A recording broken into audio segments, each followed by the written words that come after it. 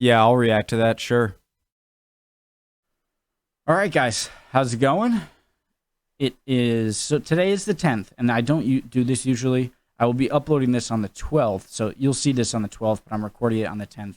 I'm trying to, try a few new things, and I like to record things or upload a video reaction as quickly as possible after I reacted, just to keep it up to date. But I am going to try this, so apology for that. I just watched today, and it's coming out tomorrow. I scheduled it about top 10 places in the UK to visit. Amazing video, very well done. It's in the description over on my reaction to that. And great places, castles, and the cliffs of Dover, and awesome stuff, landscape. And now I'm doing 25 areas in which the United Kingdom totally triumphs over the US.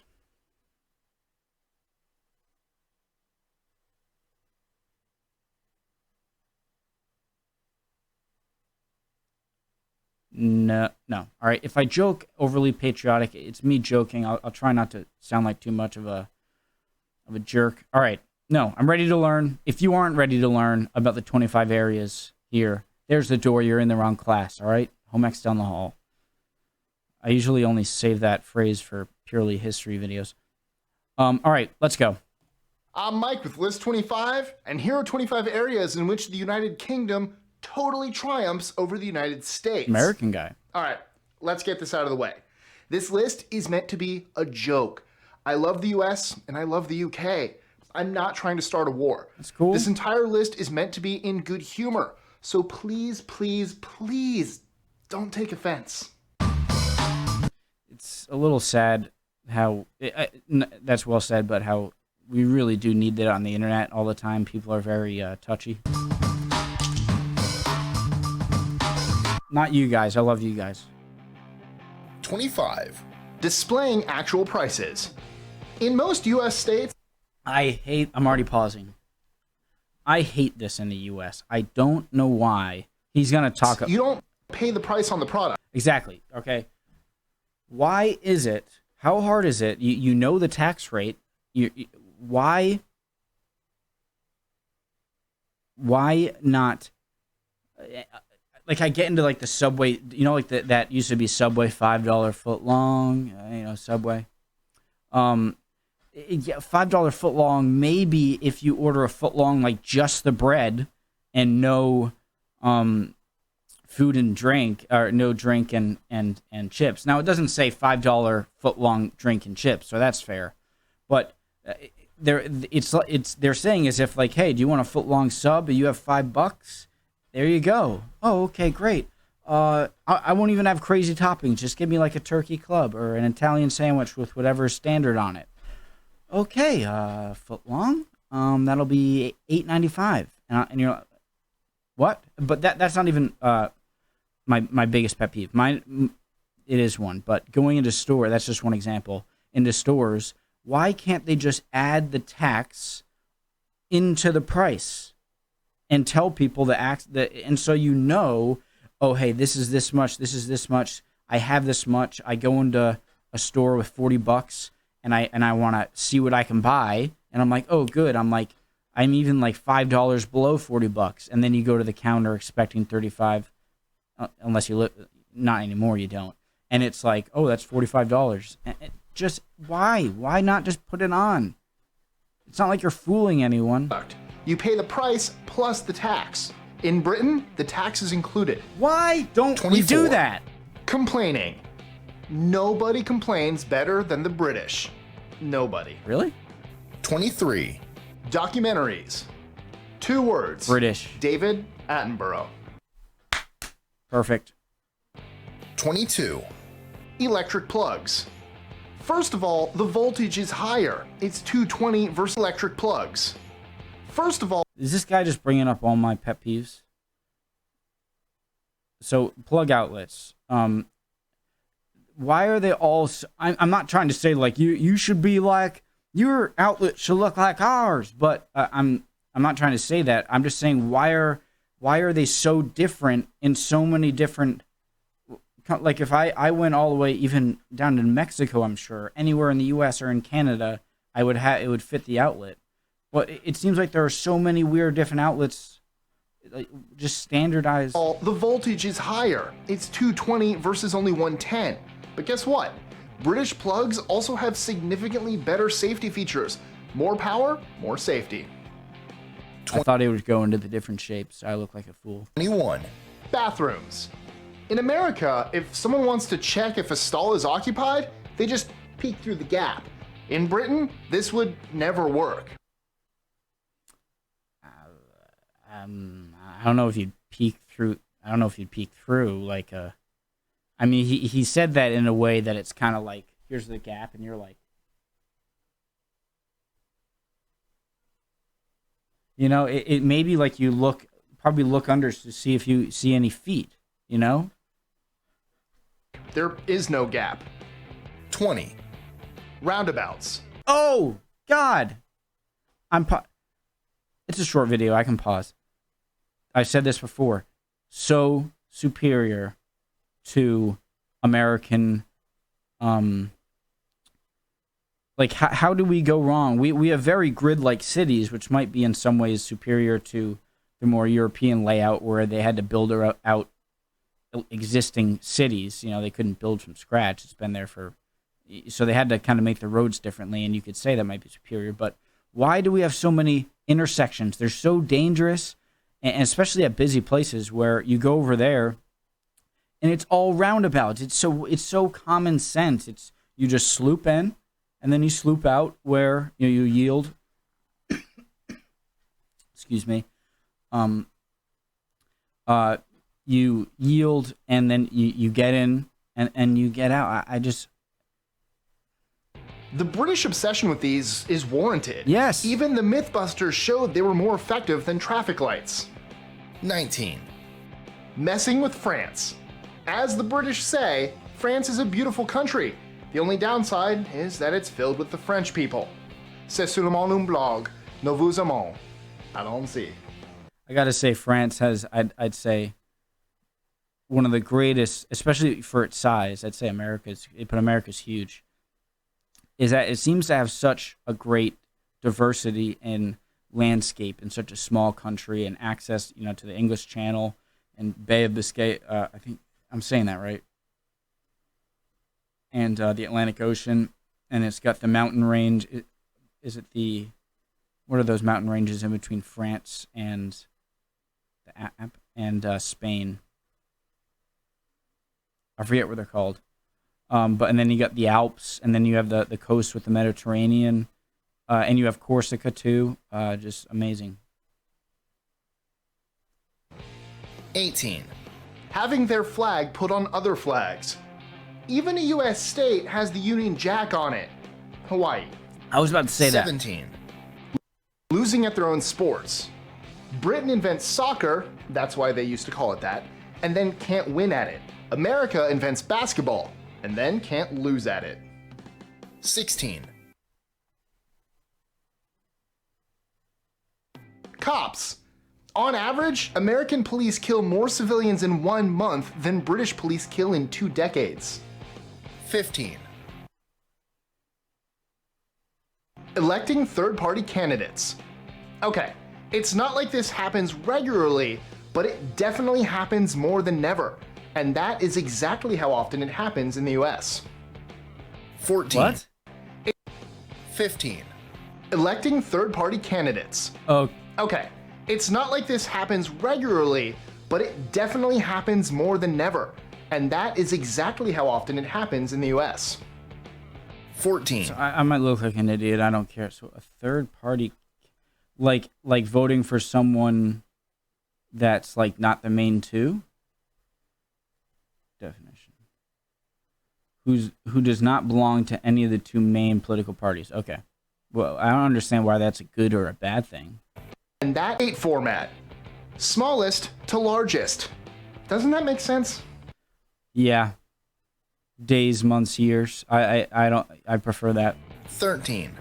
Understating things. During World War II, when Britain was being bombed almost constantly, Churchill referred to it as the unpleasantness.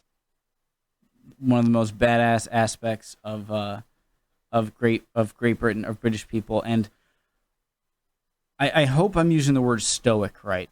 But if I could use one word to kind of British people historically in my mind, it's kind of the view. So stoic, a person who can endure pain or hardship without showing their feeling. I really see British people and like kind of the British Army and the Navy kind of portrayed and learned as very stoic, and kind of like an example would be I've listened to this documentary a bunch of times. It's about I'm gonna find it. And Antarctica, South Pole, Scott expedition.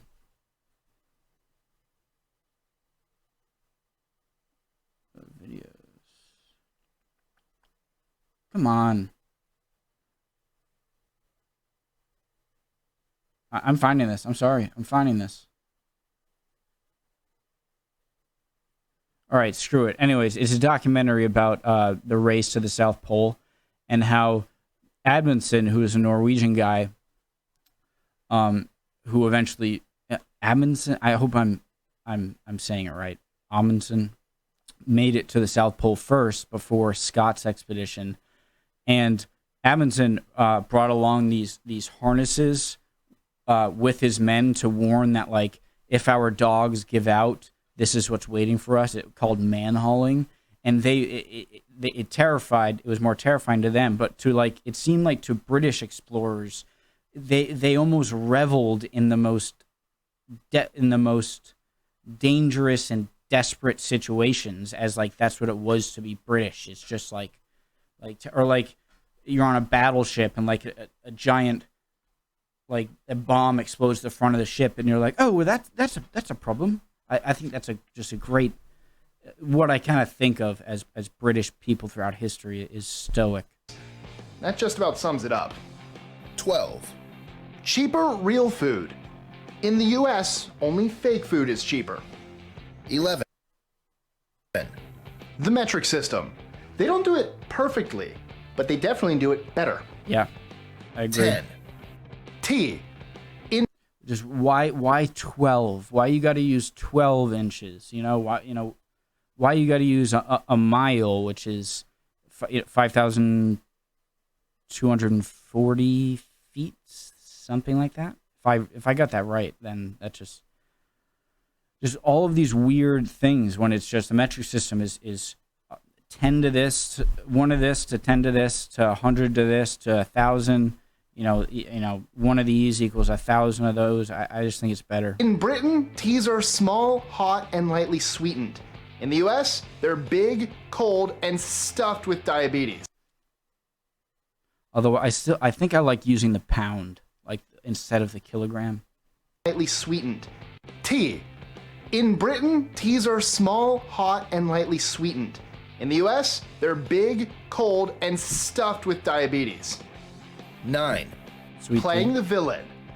If the bad guy isn't Russian, he's British. It's because everyone wants a competent villain. Like if you have it's just whenever there's an evil person with a British accent, you don't really have to, for an American audience, you don't even have to really act to make it believable that you're very smart. Whereas an American, I think, really has to an American audience, you really got to act more to make sure that you sound very smart. Whereas a British person, it's like, just talk, and like people are going to think you sound very intelligent. And an intelligent villain is more intimidating, which makes for a better story. 8. Empire. No, it's what's his name? It's Empire. Across the British Empire, not Empire. Even today, the Queen is still the head of state. Is that a real picture? Time to put the colonies back in their place, Monka. 15 different countries. Even today, the Queen is still the head of state in 15 different countries. 7. Rolling cheese. Only in Britain will you find a bunch of people chasing cheese down a hill. Cooper's Hill cheese rolling and wake. 6. NHS. National In the Health. US, people declare bankruptcy because of hospital visits. In the UK, you don't. As a note, the NHS is paid for by taxes, but even then, the US spends over $8,000 per person every year for healthcare, while in the UK, it's only around $3,000. Dislikes incoming. I don't look. You can change my mind, all right? But if you want to dislike me for just clearly saying what's in my mind, go ahead. Whatever. You can prove me wrong. I'm not saying I'm not. The meme, oh, American healthcare. It's crazy. And one of you guys said it's false, and I think that all right, don't. Easy. I'm gonna bring back the triple thing that I heard about with healthcare, and you can change my mind and tell me it's wrong if I'm wrong. All right, but that when it comes to healthcare, it is logically impossible to have 3 of these. You can only have 2. That is, if you already heard me say this argument, you can go forward. That is affordability, quality, and universality. Meaning affordability, how much it's going to cost the country to do something, right? Or the person themselves. Quality, meaning obviously how good the healthcare is, and universality, meaning how many people it gets to. For instance, like and tell me if I'm wrong, all right? Don't flame at me. But you can't give free healthcare to everyone that is good healthcare, seeing a doctor when you want to see it, and is not a giant. People talk about a giant bill to the country and making it so that you can't. I'm not an expert on this field, but I will get dislikes for this. I always do, but just explain to me why I'm wrong. I feel like the wait time and everything there. I'm just saying it seems like no one ever points out any drawbacks to a universal healthcare system or NHS type system. And just be easy on me and just tell me why I'm wrong if you think so. If you think I'm right, then 5. Marketing. Or rather, the lack of it. In America, they actually stop live sporting events for the sake of adverts. And let's not get started on infomercials or medication advertisements. 4. Keeping calm. Just check the news coverage of Ebola. In the US, you would think the world was ending. In the UK, it was just another news story. Stoic. 3. Taxes. For the Americans out there, in Britain you have PAYE. It's how the government collects taxes, and it's incredibly convenient. Hey? As an employee, you don't have to fill out a single form, ever. In the US, the IRS could implement this system as well, but the tax industry is a huge lobby, so don't expect to stop filling out W-2 forms or 1099 forms anytime soon. 2. News. The BBC. Need I say more? As a note, the US has NPR, but nobody listens to that. It's not sensational enough. Let's get some I listen to NPR every now and then. I might not agree with everything, but it's soothing. CNN and Fox up in here. Nobody listens to that. It's not sensational enough. Let's get some CNN and Fox up in here. 1. Faster internet. Dear America, you invented this thing. Why does Mount Everest have faster internet than you? Enjoying our lists? Be sure to click that All right, cool subscribe list. button in the top right corner. All right, awesome. A lot of dislikes. Not that bad. 25, 4, 1 in 8. No, 1 in 6. No. Yes. 1 in 6.25. Awesome. Alrighty, guys. Cool video. Please don't destroy me. Go easy on me. All right. God. All right. All right. See you next time.